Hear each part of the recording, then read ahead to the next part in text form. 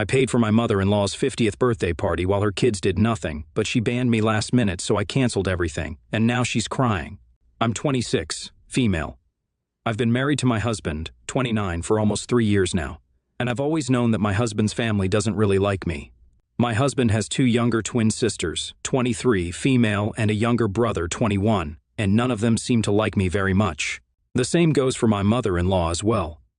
I've never been able to figure out why exactly they dislike me so much, but I was determined to fix it, since I wanted to build a good relationship with my in-laws. So, I decided to plan my mother-in-law's 50th birthday party this year. My husband advised me against it, saying that if his family doesn't seem to like me, then I should just let it be, instead of going out of my way to be nice and win them over. But I ignored it, since I really wanted to be on good terms with them. I'm just a people person, and I couldn't stand the thought that these people seemed to dislike me for no apparent reason, and I had to make it right. So, a few days ago, I started planning for the party, and even tried to get my husband's siblings involved, but they weren't interested at all, and told me to do it all myself if I wanted to. I booked one of my mother-in-law's favorite restaurants, where she and her late husband used to go on dates all the time, and paid for all the food and decor well in advance.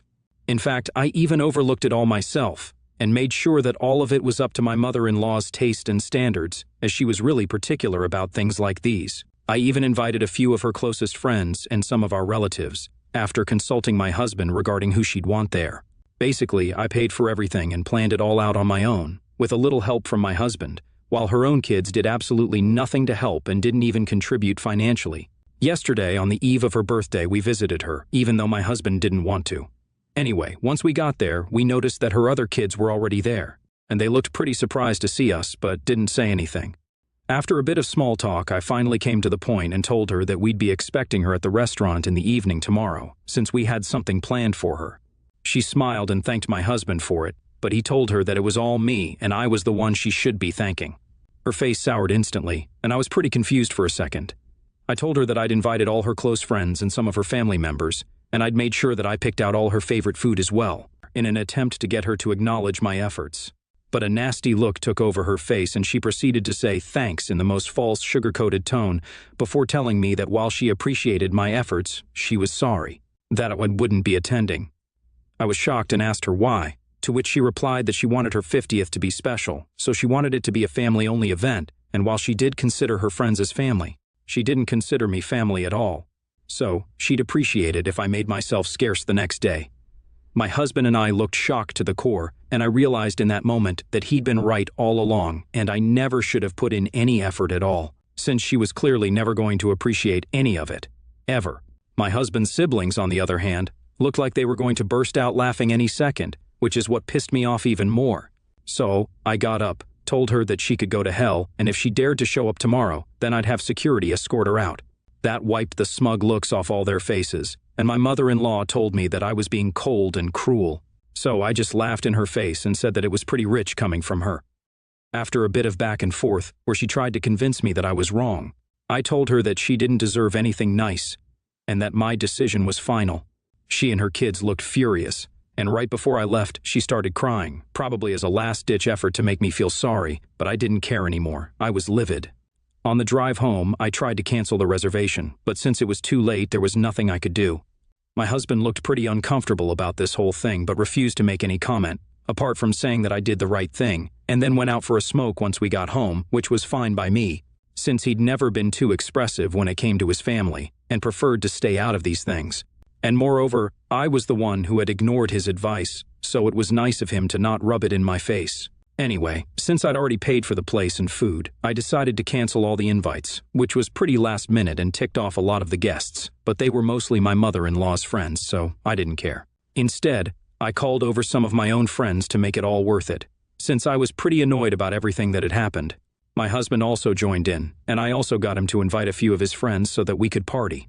We got rid of the decor just in time before they came and had a total blast. I posted all the pictures after I came back home today, and my sister-in-law texted me, saying that I'd ruined her mother's birthday, and said that it was incredibly selfish of me to use the venue for myself, especially when I knew how much it meant to my mother-in-law. I don't feel particularly sorry about what I did, and think it was perfectly reasonable, though I'm just hoping I'm right.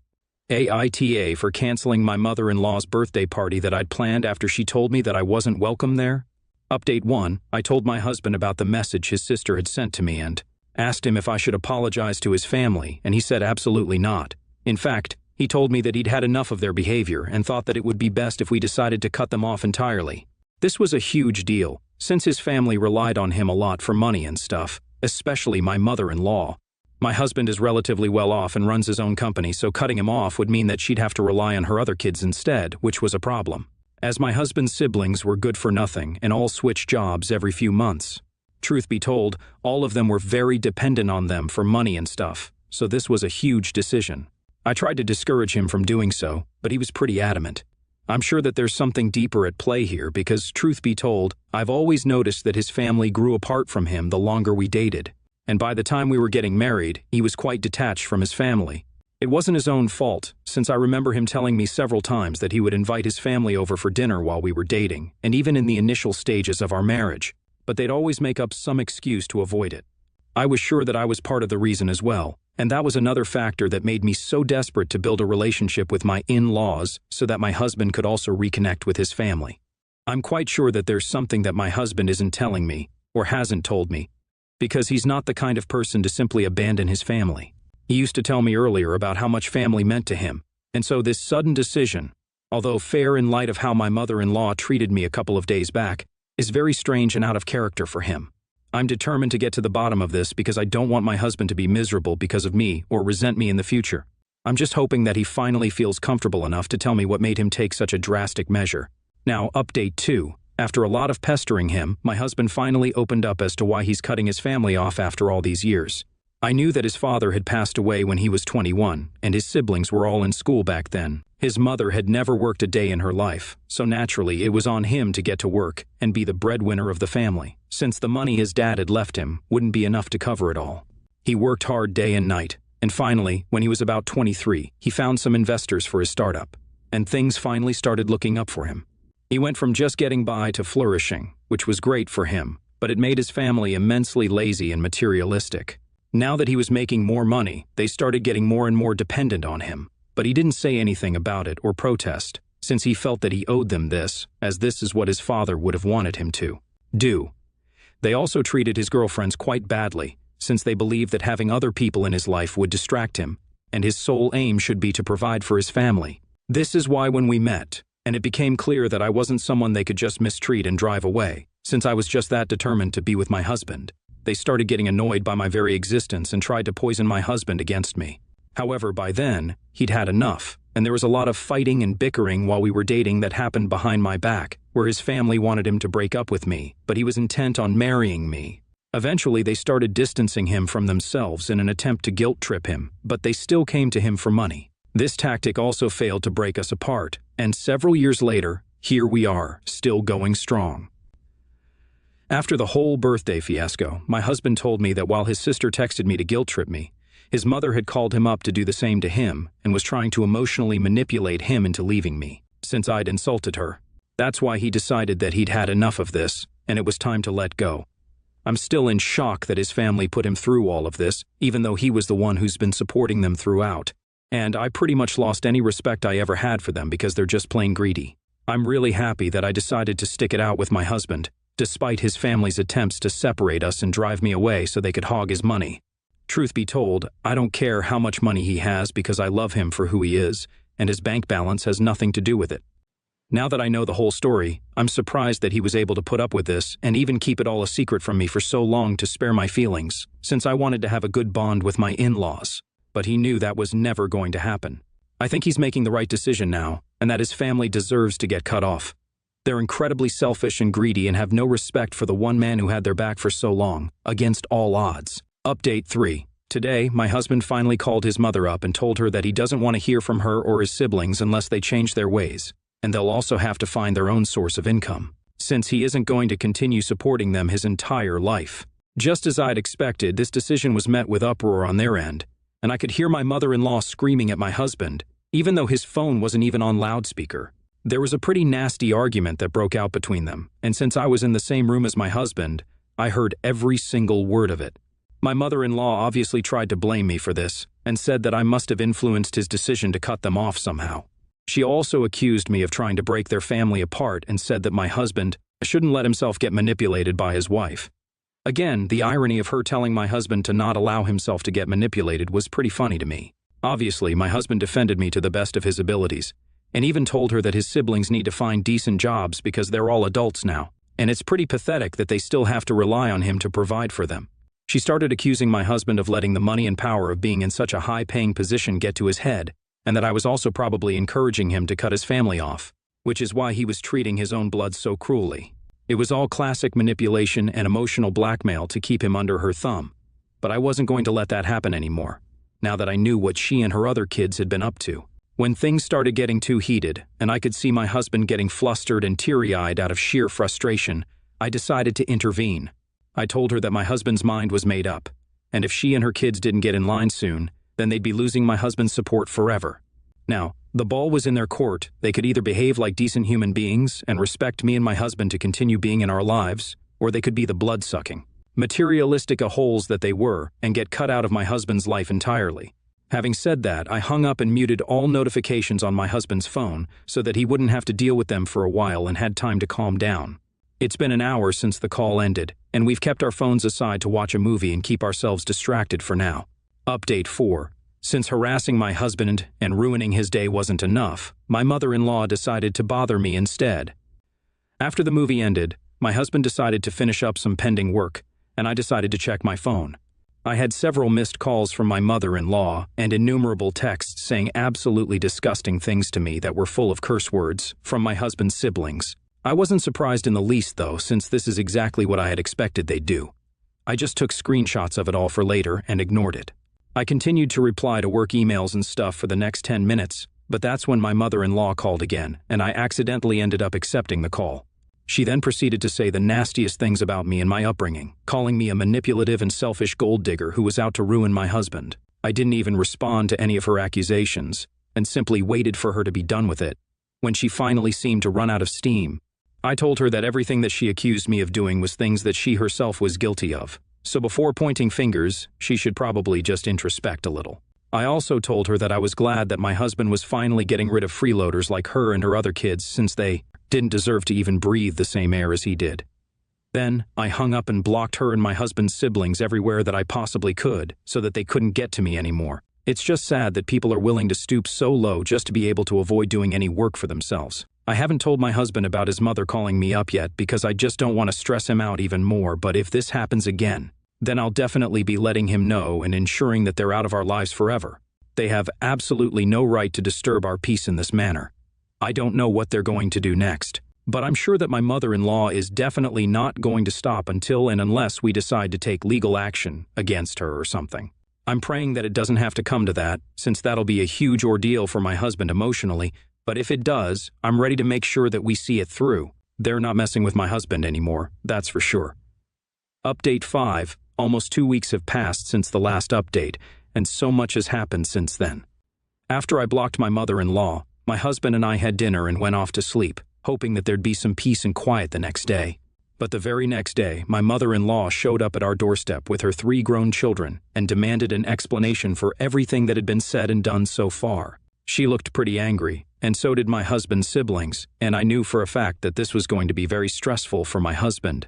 I decided to stay in the room, despite their protestations, saying that I had no right to be there because this was a family issue and I'm not family. I let them know that they were intruding upon my privacy and were standing under my roof, so they had no right to tell me if I could stay or not. Then they started verbally attacking my husband, bombarding him with accusations of being selfish and unreasonable, and even going to the extent of saying that he was abandoning his family just to keep his wife happy. My husband had stayed silent and was already looking pretty red in the face, so I knew that was my cue to take over. Since my husband is a really sensitive man, especially when it comes to his family and loved ones, I knew that he wouldn't be able to fight them and defend himself against their false accusations and manipulation because that's how soft-hearted and kind he was, and while they were just using him for his money, he genuinely and truly did love his family. So I told him to compose himself and told his family to leave because they were pissing me off, and more importantly, they were making my husband cry. My mother-in-law started arguing with me, saying that I don't get to push her around, especially in her son's house, and that she can stay for as long as she wants to. She still didn't stop speaking to my husband, even though he looked pretty upset with everything. It was disgusting to see that she couldn't care less about her own son's feelings, And what mattered to her most was the money. So she started telling him that she hadn't raised him like this and that she was disappointed that he was choosing his wife over his own family. His brother even said that the only duty he should be fulfilling was that of a son and a brother, since I was a gold digger anyway and didn't deserve to have a husband like him in the first place. That pissed me off, and I lost my cool at that point. I snapped at him and told him exactly what I thought of the lot of them. They were all lazy, good-for-nothing idiots who were surviving solely on the kindness and generosity of my husband, since they themselves were incapable of doing anything for themselves, and that they were pretty much the definition of gold diggers. Moreover, not only were they hovering around my husband constantly for money, but they also had the audacity to be so ungrateful and target him after all that he'd done for them. They were stunned into being silent, and I could see that they were struggling to fight back but had nothing to say. Taking advantage of that, I told them to get out before I reported them to the cops for showing up uninvited and then refusing to leave. So, they left. But my mother-in-law still believed that she could convince my husband to choose them over me. So she said that his father would be disappointed had he been alive to witness the way they'd been treated by their eldest son today. I thought it was really just low and disgusting to play that card constantly to emotionally blackmail my husband, and by the time they'd driven away, I could see that my husband was barely holding it together. He started sobbing uncontrollably as soon as they left, and I had to spend hours calming him down. I felt terrible about this whole thing and wished that I'd never tried to throw my mother-in-law a birthday party in the first place at all. But then again, that was what had led to this can of worms being open, and I'm grateful that this happened sooner rather than later. Anyway, after his family left, I blocked them everywhere from his phone and social media as well and made sure that they couldn't get to us online. After he had calmed down enough, I told him that it was about time that we started looking into lawyers because I was sure this wouldn't be the last that we would be hearing from his mother and siblings. And he agreed with that because, as much as he hated to admit it, he was well aware that his family was willing to go to any lengths to get some money out of him. So we started looking for family lawyers, just to be on the safe side, and we were definitely right to have done that because, within days of that fight, my mother-in-law sent us a legal notice demanding that he pay them an extravagant sum of money as compensation for stealing tons and tons of money from them after his father's death to start his business. It was appalling to me that she and her children were willing to lie about something so huge and defame my husband. He'd never taken a single dollar from whatever his father had left them, but had only used money that he'd earned himself. He was completely self-made, and even claiming such a thing was an insult to his integrity, and I was furious that they dared to propagate such a lie. And since my husband's company is a pretty big one, it got a lot of people talking as well, which did affect his business too, and that was dumb on their part. However, we were able to prove, after almost 2 weeks, that they were lying and not one word of their claims was true. So now, they're the ones who have to pay us a huge fine for trying to defame us and jeopardize my husband's career. Last I heard, my mother-in-law and her kids have been ostracized by the rest of the family because of their nasty little stunt. And all 3 of those lazy idiots are scrambling to find jobs so that they can pay the bills that my husband has been taking care of so far. I'm glad that this is happening to them because they totally and absolutely deserve this. We can finally move past this whole episode and forget about them altogether. My husband and I are a lot happier now, and I intend to keep it this way forever.